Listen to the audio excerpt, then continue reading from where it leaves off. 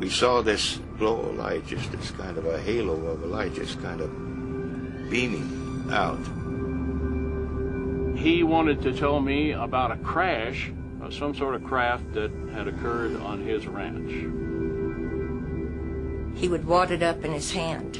When it hit the table, it spread out just like water with no wrinkles. And it looked like there's a hieroglyphic type writing written along the inside surface of the I-beam. They had no earlobes. They had 2 ear canals, 2 very small orifices for the nose, a concave face. Oh yes, it was a cover-up from the beginning.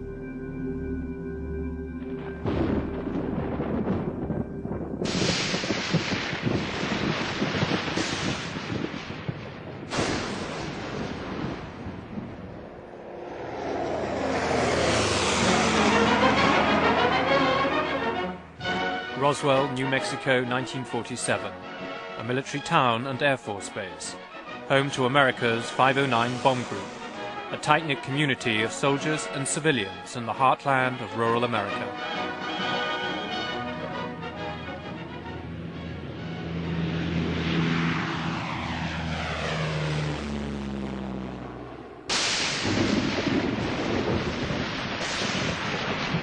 In the summer of 1947, the whole of America was gripped by a wave of sightings of flying saucers. In Roswell, there were many witnesses to a strange light in the sky.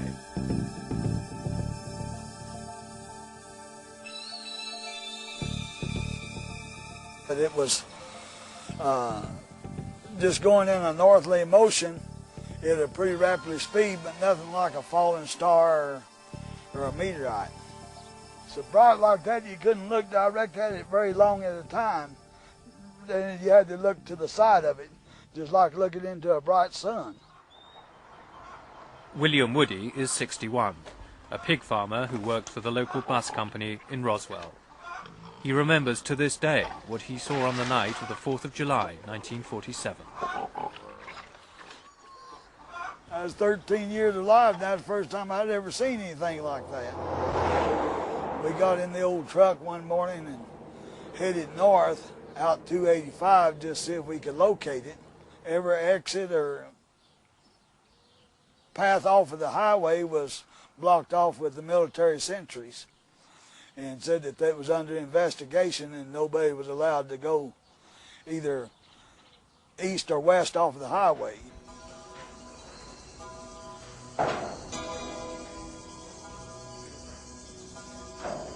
On the Foster Ranch, 75 miles northwest of Roswell, Mac Brazel, a farmhand, was on his daily rounds when he came across some strange material scattered in the fields.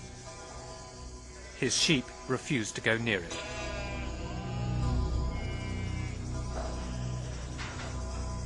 Unable to identify what it was, Brazel travelled 20 miles to show his nearest neighbour what he had found. Loretta Proctor is 83 and still lives on the same ranch near Corona, north of Roswell. She remembers Brazel arriving on horseback with a collection of strange material.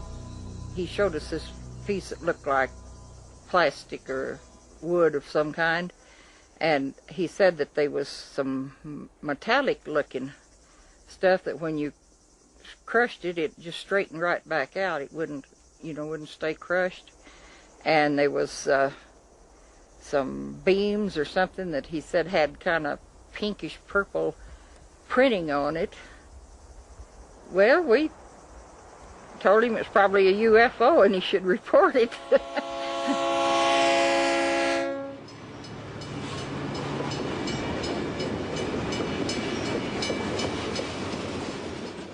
Brazel took her advice and travelled into Roswell town with the strange debris.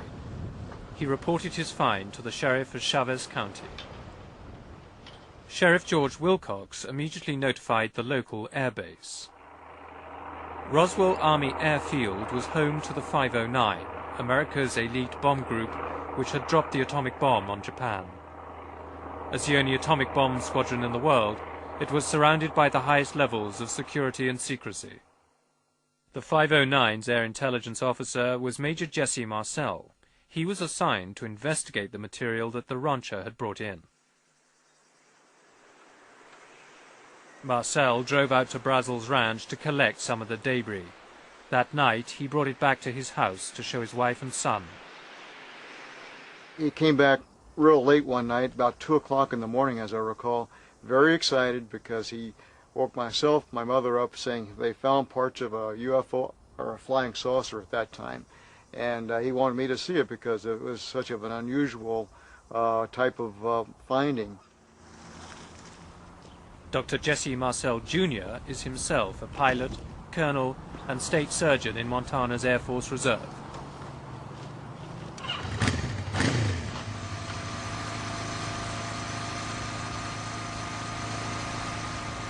In 1947, he was 12 years old, but he vividly remembers the extraordinary nature of the material he saw that night in Roswell. As I recall, the most unusual part of the debris that I saw was the I-beam fragments, or what I recall as being I-beam, because they were very light, very strong, and they had some writing along the inside surface of this. And that was the thing that really set this apart from anything I'd ever seen before. Dan Dwyer and his colleagues in the Roswell Fire Brigade were also involved. The firemen were shown some remarkable material with curious properties. Dwyer's daughter Frankie was in the station at the time and remembers picking it up. When I would wad it up, it was like I had nothing in my hand. I couldn't feel it touching my skin. It was real weird. You drop it on the table and it was just like water, the way it would spread out. Meanwhile, Major Marcel brought the material he'd recovered back to Roswell Army Airfield. The commanding officer, Colonel Butch Blanchard, surprisingly ordered his public information officer, First Lieutenant Walter Hort, to issue an astonishing statement to the press. I was instructed by Colonel Blanchard to put out a press release which in effect stated that we had in our possession a flying saucer.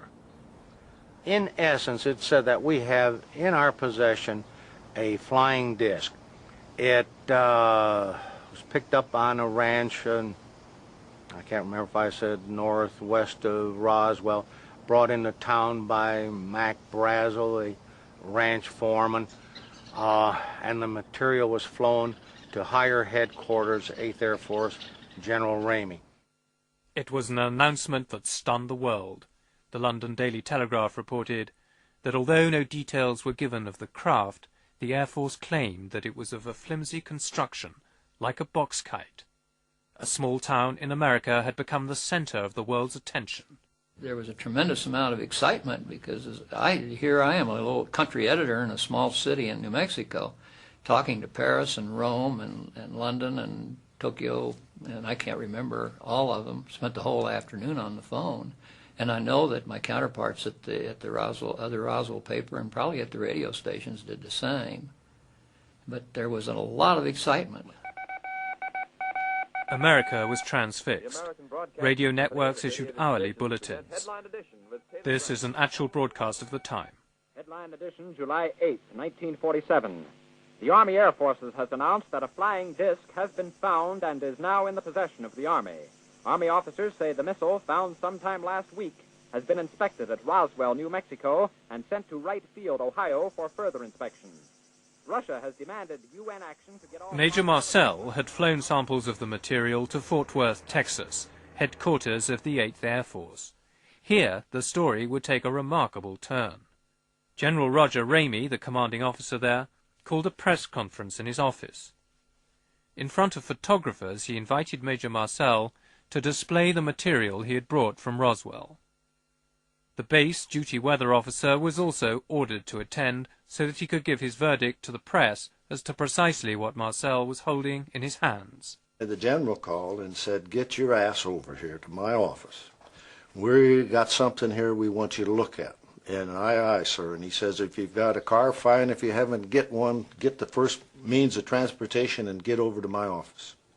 And when I saw that, I said, "Is that your flying saucer?" And they said, "Yeah." And I said, "Well, hell no. That's a Raywin target and balloon. And if it isn't," I said, "I'd eat it without salt or pepper. I know what that is." "Are you sure?"